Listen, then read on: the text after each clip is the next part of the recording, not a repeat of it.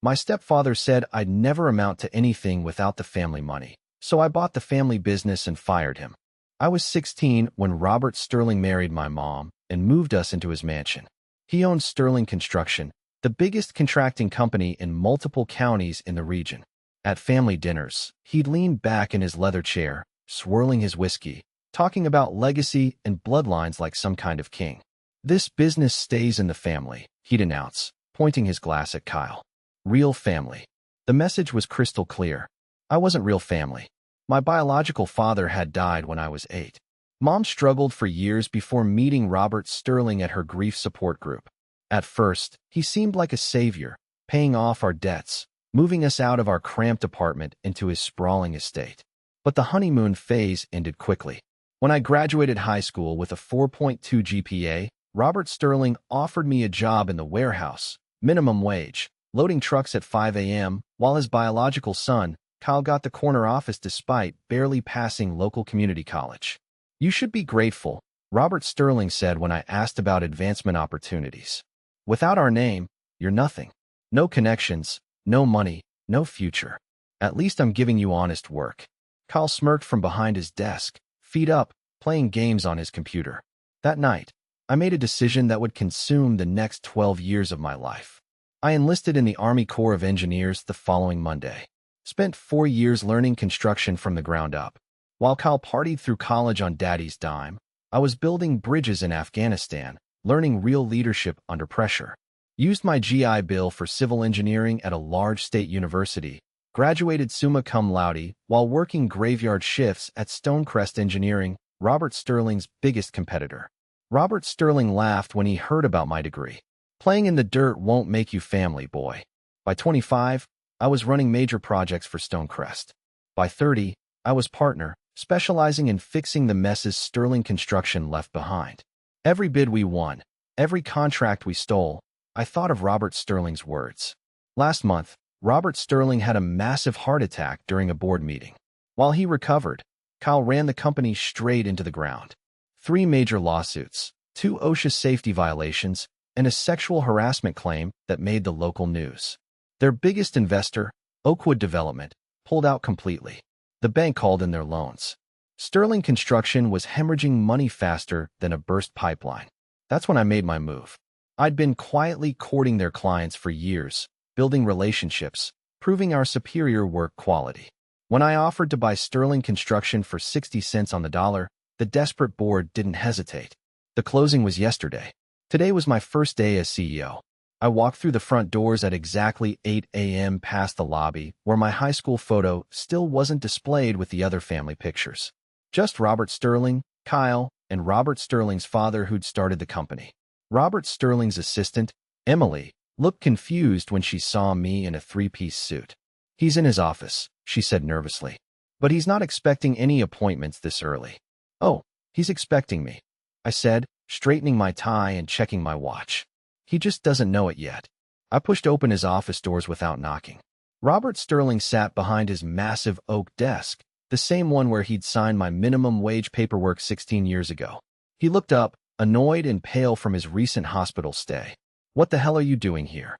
I smiled and placed the ownership papers directly on top of his morning coffee. "Cleaning house." Robert Sterling's face went through several emotions as he read. Confusion, disbelief, then slow-burning rage that made his neck veins bulge like ropes. "This is impossible," he muttered, flipping through pages with shaking hands. "The board would never sell to some nobody." "The board voted unanimously," I interrupted, settling into the chair across from him like I belonged there. Turns out they weren't thrilled about Kyle's sexual harassment lawsuit or the 3 OSHA violations that nearly shut down the Creekwood project. His face turned the color of raw beef. "You manipulative little. You orchestrated this whole thing." "For 16 years," I confirmed, crossing my legs casually. "Ever since you told me I'd never amount to anything without your precious family name." Robert Sterling stood up so fast his chair rolled backward and slammed against the window. "This company has been in my family for 3 generations.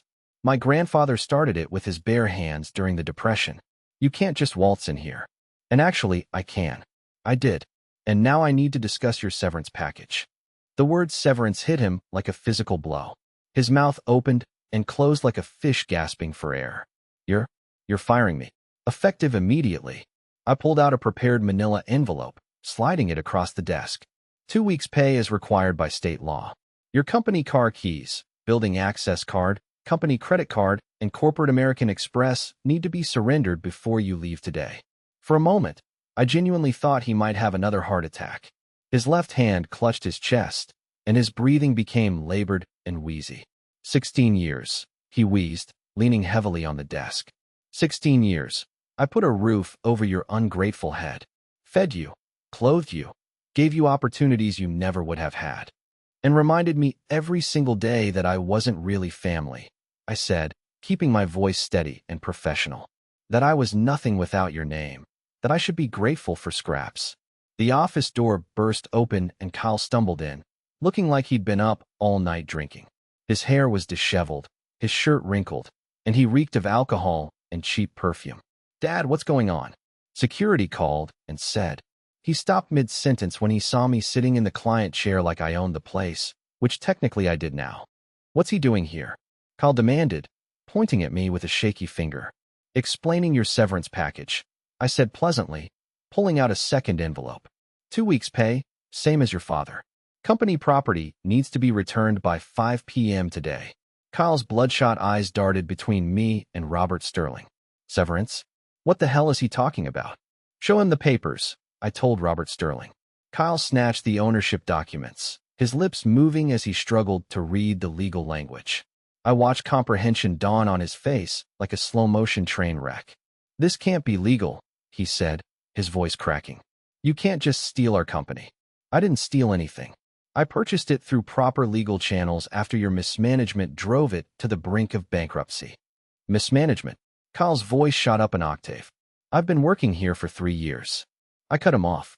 During which time you've been sued twice for sexual harassment, cited for safety violations that cost the company $180,000 in fines, and lost 3 major contracts due to missed deadlines and substandard work. Those lawsuits were, Kyle snarled, stepping closer to my chair. That secretary was asking for it, wearing those tight skirts, bending over my desk. Stop talking, Robert Sterling said quickly, shooting his son a warning look. Kyle, just stop talking right now. But Kyle was on a roll, alcohol loosening his tongue. You think you're so smart, stealing our company, but you'll run it into the ground within a year. You're not real family. You never were. You're just some loser my dad felt sorry for. The words hung in the air like smoke. Even Robert Sterling looked uncomfortable now. You're absolutely right, I said calmly, standing up and straightening my jacket. I'm not real family. Real family covers for each other's crimes. Real family looks the other way when employees get sexually assaulted. Real family values bloodlines over competence. I walked closer to Kyle, close enough to smell the stale alcohol on his breath. But I am real competition, and I've been beating you at that for years. The office door opened again, and 2 professional security guards entered.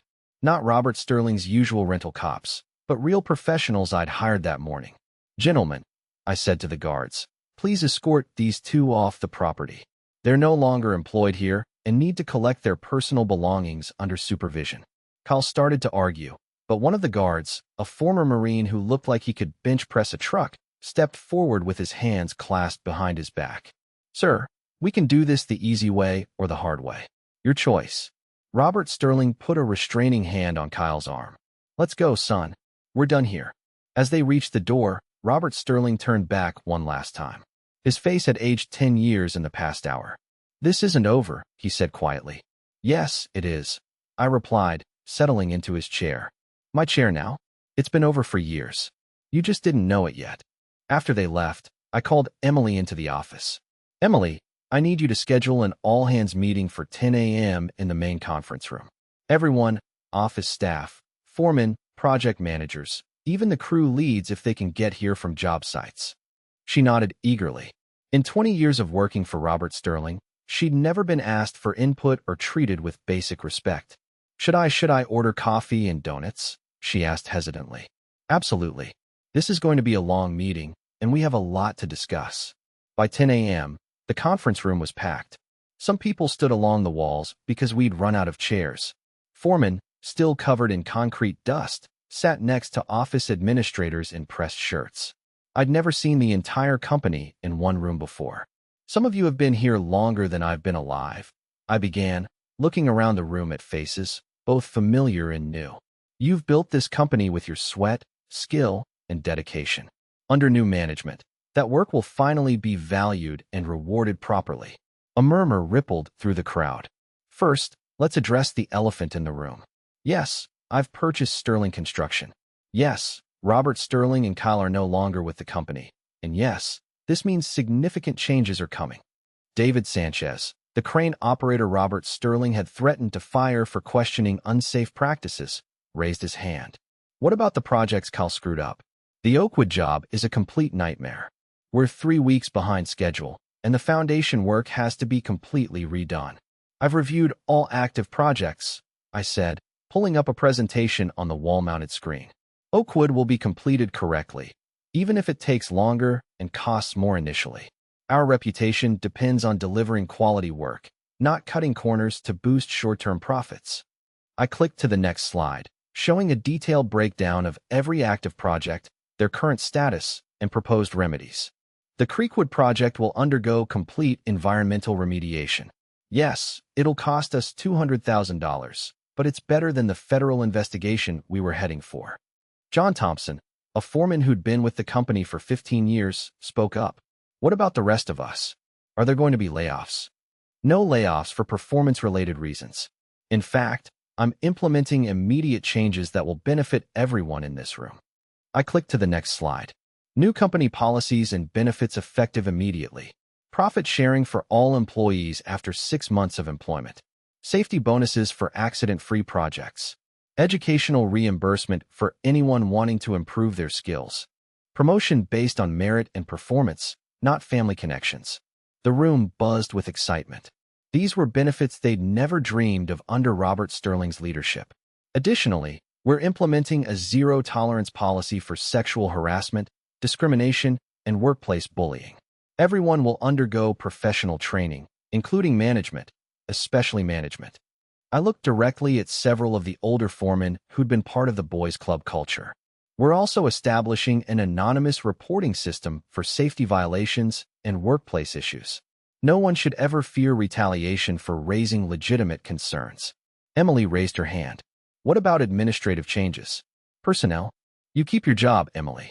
In fact, you're getting a significant raise and a new title, Executive Assistant to the CEO. Your institutional knowledge is invaluable. The relief on her face was visible from across the room. I know change can be scary, I continued, but I've spent 12 years preparing for this moment. I've seen how successful companies operate, how they treat their employees, and how they build lasting relationships with clients. Chris Miller, one of the younger workers, called out. What about the sexual harassment stuff? Are you going to clean house there too? Anyone with substantiated complaints in their personnel file will undergo mandatory retraining. Anyone with multiple violations will be terminated. We're building a workplace where everyone can do their job without fear or harassment.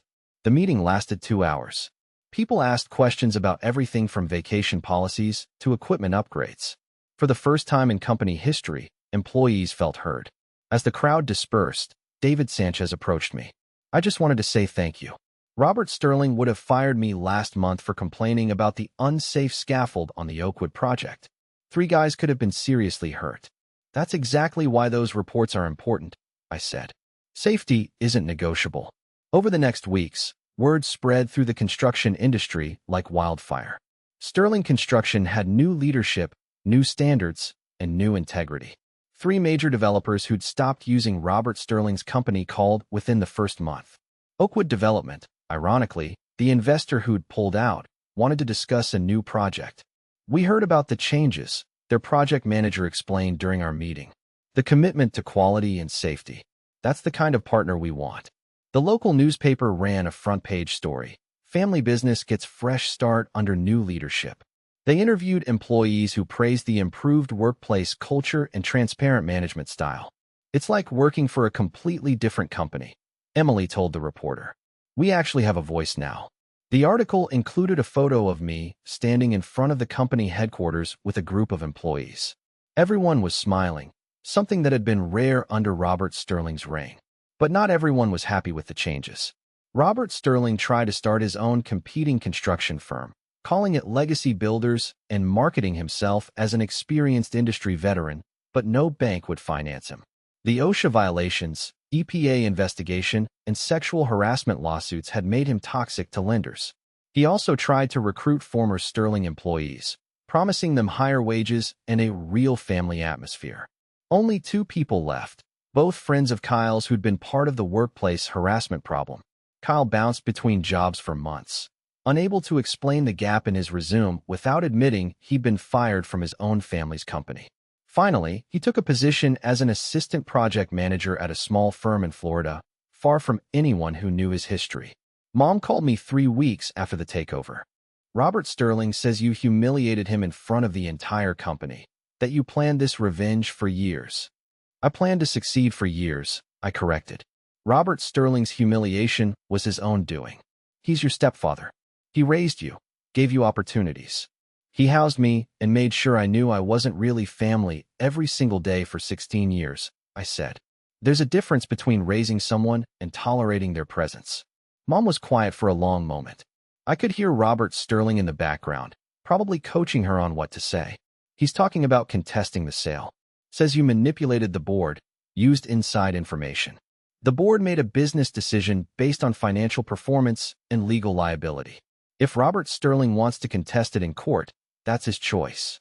But he should know I've documented every safety violation, every harassment complaint, every corner he cut to boost profits. This is tearing our family apart. That stung more than I expected.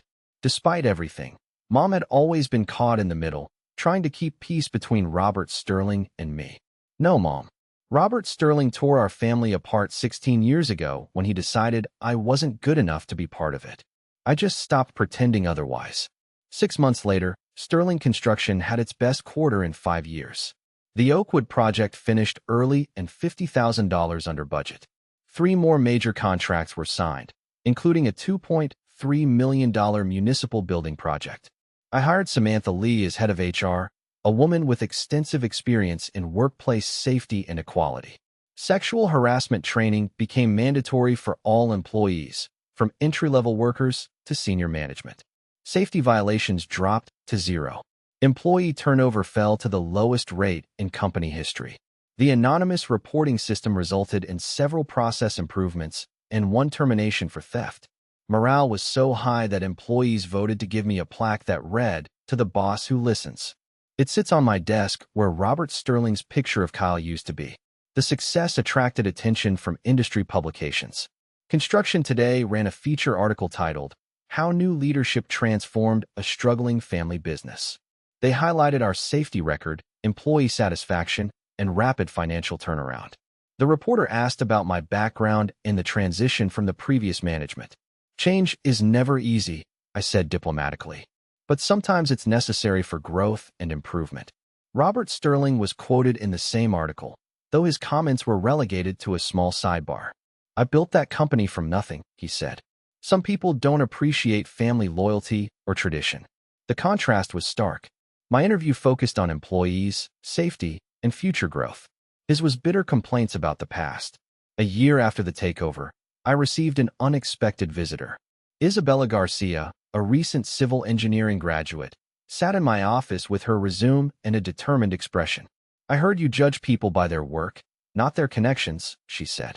"Every other company I've applied to wants to know who my father is, or whether I'm planning to get married and have kids." I hired her as a project engineer. On her first day, I took her to the Creekwood project, the one we'd remediated properly despite the cost. "This is what we do here," I told her as we stood in the construction trailer looking at blueprints spread across the table. "We build things that last. We do it safely. We do it right." She nodded eagerly, hard hat gleaming in the fluorescent light. "And Isabella?" I added. "In this company, family is what you make it, not what you're born into." Isabella proved to be exceptional. Within 6 months, she was leading her own small projects. Within a year, she was managing major construction phases. Her attention to detail and safety-first approach impressed clients and colleagues alike. The Oakwood development project became a showcase for our new approach. When completed, It was featured in Architectural Digest as an example of sustainable construction practices. The safety record was perfect. Not a single reportable incident over 8 months of construction. Oakwood CEO Eleanor Vance called me personally to discuss future projects. "We've worked with dozens of contractors over the years," she said. "Your team's professionalism and attention to detail is exceptional. We'd like to discuss an exclusive partnership for our next development phase." That contract was worth $15 million over 3 years, but success brought new challenges. Our rapid growth required hiring additional staff and expanding our equipment fleet. I needed experienced project managers who could maintain our standards while handling larger, more complex projects. That's when I made a decision that surprised everyone, including myself. I reached out to some of Robert Sterling's former competitors, contractors who'd lost business to Sterling's corner-cutting practices over the years. Several experienced professionals were eager to join a company with our reputation for integrity. Andrew Davis, a project manager who'd been blacklisted by Robert Sterling for refusing to falsify inspection reports, became our director of quality control. "I never thought I'd work for Sterling Construction," he admitted during his interview. "But what you've built here isn't the same company." Within 2 years, we'd grown from 85 employees to 150. The company culture remained strong because we hired people who shared our values, not just our need for workers. Employee satisfaction surveys consistently rated us among the top construction companies in the region. Safety awards lined the conference room walls. Client retention was 95%. Robert Sterling's attempts to compete grew increasingly desperate. Legacy builders bid unrealistically low on several projects, trying to undercut our prices. When they inevitably went over budget, clients came to us to finish the work properly. The irony wasn't lost on anyone in the industry. We were cleaning up Robert Sterling's messes again, just like the old days at Stonecrest Engineering. One autumn afternoon, Kyle showed up at our office unannounced. Security called me before letting him into the building. I found him in the lobby, looking older and worn down. His clothes were rumpled, and he'd lost weight in an unhealthy way. "I need a job," he said without preamble. "I know what you're thinking, but I've changed. The lawsuit in Florida, the drinking. I went to rehab. I've been sober for 4 months. He pulled out his phone, showing me pictures of a therapist's certificate and AA attendance records. "I'm not asking for special treatment. Start me in the warehouse. Minimum wage. I just need a chance to prove I can change." It was one of the hardest decisions I'd ever made. Every rational part of my brain said to refuse. Kyle had been part of the toxic culture that had nearly destroyed the company. But looking at him, really looking, I saw something I'd never seen before. Humility, genuine remorse. "You'd report to Isabella Garcia?" I said finally. "She's running our new equipment maintenance program. Any problems, any harassment, any attitude issues, any relapse, and you're gone permanently." Kyle nodded rapidly. "I understand. Thank you. Thank you for the chance. Don't thank me yet. Thank me in 6 months if you're still here and doing good work." Kyle's return shocked everyone, including our employees. Several people expressed concerns, remembering his previous behavior. I addressed it in a company-wide meeting. "We're giving Kyle a probationary opportunity to prove he's changed. If anyone experiences harassment or inappropriate behavior, report it immediately. Zero tolerance means zero tolerance." Kyle started in the equipment yard, maintaining trucks and machinery. He showed up early, stayed late, and kept his head down. No one reported any problems. After 3 months, Isabella came to my office. "I hate to admit this, but Kyle's doing good work. He's thorough, reliable, and respectful to everyone on the team." Surprised? Honestly, yes. I was expecting him to revert to his old behavior once the novelty wore off, but he seems genuinely committed to changing. 6 months later, Kyle had earned a small promotion to equipment coordinator. He'd also started attending company safety meetings and contributing useful suggestions. The real test came during our annual holiday party. In the past, these events had been problematic. Too much drinking, inappropriate behavior, several incidents that HR had to handle. Under new management, we'd restructured the party. Professional venue, limited alcohol, families welcome. Kyle attended alone, nursing a single soda water all evening. When Isabella's daughter asked him about the big trucks in our equipment yard, Kyle spent 20 minutes patiently explaining how excavators work, letting her sit in the driver's seat while her mother took pictures. "Thank you," Isabella told me later, for giving him the chance to become a better person. 3 years after taking over the company, I received a call that changed everything. This is Eleanor Vance from Oakwood Development. We'd like to discuss something significant with you.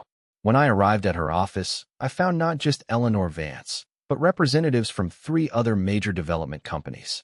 We've been talking, Eleanor Vance began, about the possibility of a regional partnership, exclusive contracts for all our projects over the next 5 years. The numbers they presented were staggering. $50 million in guaranteed work with potential for much more if performance targets were met. Why us? I asked. Because you've proven that integrity and profitability aren't mutually exclusive, said Victor Ramirez from Ramirez Development. Every project on time, on budget, 0 safety incidents. That's worth a premium to us. The partnership would require expanding to nearly 300 employees and opening satellite offices in 2 neighboring states. It was exactly the kind of growth I dreamed about during those early years in the Army, learning my trade while Robert Sterling disparaged my ambitions. But the expansion also meant I needed someone I could trust completely to help manage operations. Someone who understood the company culture and shared our values. I promoted Isabella to Vice President of Operations. At 28, she became the youngest VP in the company's history. Kyle, now a reliable equipment manager, was among the first to congratulate her. She earned it, he told me after the announcement. And honestly, seeing her succeed makes me proud to work here. The irony wasn't lost on me. The woman Robert Sterling's generation had tried to exclude was now helping lead the company into its most successful era. Year 4 brought new challenges. The rapid expansion strained our systems and culture. Some of the new hires in the satellite offices didn't fully embrace our safety-first, integrity-focused approach. We had our first major incident in 3 years. A worker fell from scaffolding at the Creekwood Phase 2 project, suffering a broken leg. The investigation revealed that proper safety protocols hadn't been followed. I flew to the satellite office the next day and shut down all operations until every worker completed refresher safety training. The delay cost us $75,000, but it sent a clear message about our priorities. We don't compromise on safety, I told the assembled crews. Ever. I don't care about deadlines or budget pressures. Everyone goes home healthy every day. The incident also revealed gaps in our management structure. The satellite office supervisors were experienced, but they hadn't fully internalized our culture. I instituted quarterly culture assessments and mandatory leadership rotations between offices. Every supervisor spent at least 1 month per year at headquarters, working directly with our core team. The investment paid off. By year 5, all 3 offices operated with consistent standards and culture. Safety incidents remained near 0.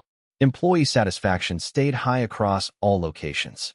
But success brought unexpected personal challenges. Mom called one evening, her voice strained. Robert Sterling's in a local hospital. The doctors say it's pancreatic cancer. Stage 4. The news hit harder than I expected. Despite everything, I'd never wished for Robert Sterling to suffer. How long? I asked. Weeks, maybe a month. He's asking for you.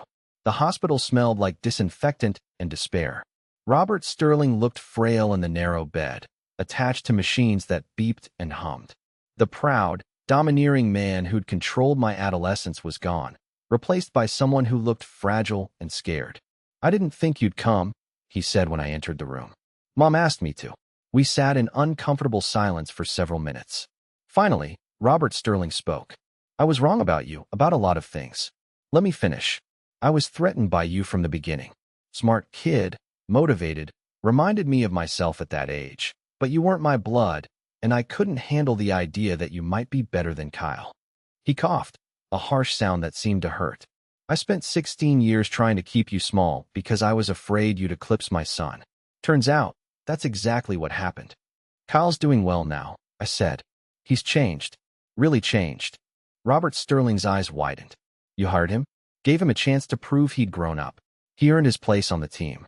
After everything he did, everything I did. People can change if they want it badly enough. Kyle wanted to. You. I'm not sure you ever did. Robert Sterling was quiet for a long time, staring at the ceiling tiles. The company looks good. Really good. Better than I ever managed. We've been lucky. Good people, good projects. Luck, He laughed, a bitter sound. You turned a failing business into a regional powerhouse in 5 years. That's not luck. That's vision and leadership. He turned to look at me directly.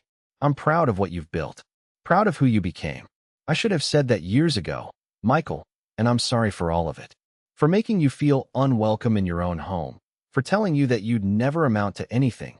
For wasting 16 years being afraid of my own stepson. I felt tears starting and blinked them back. I forgive you, I said, surprised to find that I meant it. Robert Sterling died 2 weeks later. Kyle flew back for the funeral, taking bereavement leave from his job with us. The service was small, family, a few old business associates, some employees from the Legacy Builders days. I gave one of the eulogies, talking about Robert Sterling's role in founding the modern Sterling construction, carefully avoiding the darker chapters of our relationship. After the service, Kyle approached me. Thank you for what you said, and for everything. Giving me a job, a chance to prove I'd changed. I know it wasn't easy. Everyone deserves a second chance if they're willing to work for it. Dad was right, you know.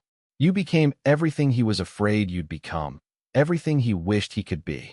6 months after Robert Sterling's death, Oakwood Development offered us our biggest project yet, a $25 million mixed-use development that would anchor downtown revitalization efforts. The contract signing was held in the same conference room where Robert Sterling had first offered me that minimum wage warehouse job 16 years earlier.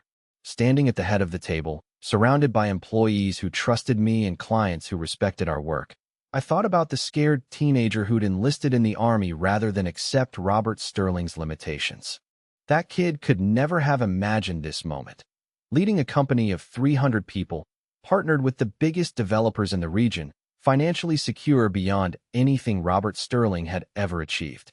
But more than the money or prestige, I was proud of the culture we'd built. A workplace where Isabella could rise to VP based on talent, where Kyle could redeem himself through hard work, where safety and integrity weren't negotiable. As I signed the contract, I glanced at the wall where Robert Sterling's portrait had once hung. In its place was a group photo from our latest safety award ceremony, 150 smiling faces representing the real heart of Sterling construction.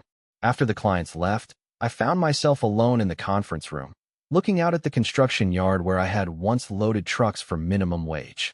Emily knocked on the doorframe.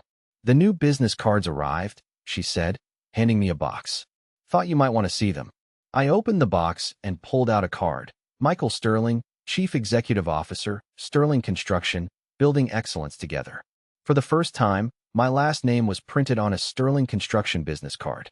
Not because I'd married into the family or inherited the position, but because I'd earned it. That evening, I called Mom. The funeral was beautiful, she said.